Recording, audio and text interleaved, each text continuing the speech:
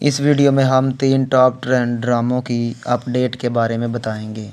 सबसे पहले हम बात करेंगे जियो टीवी के ड्रामा रंग दे की किस्त नंबर 3 के बारे में।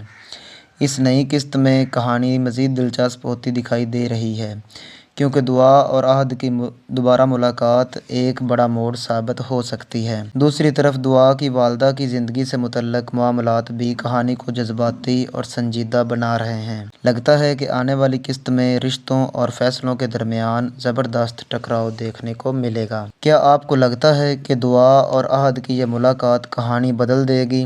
अपनी राय कमेंट में ज़रूर बताएं। अब हम बात करेंगे ग़ुलाम बादशाह सुंदरी के नए एपिसोड 23 की।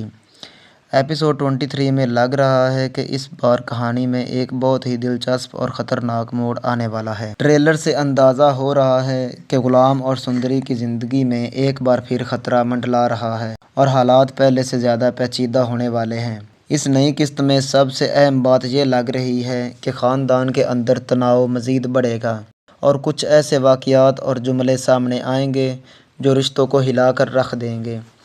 मुमकिन है कि ग़ुलाम को एक बार फिर अपने लोगों के लिए खड़ा होना पड़े।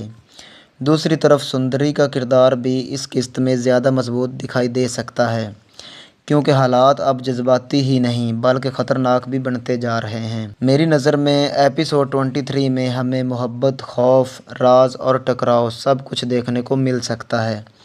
अब देखना यह है कि क्या ग़ुलाम और सुंदरी मिलकर हालात का मुकाबला करेंगे या फिर दुश्मन इन दोनों को एक बार फिर अलग करने में कामयाब हो जाएंगे।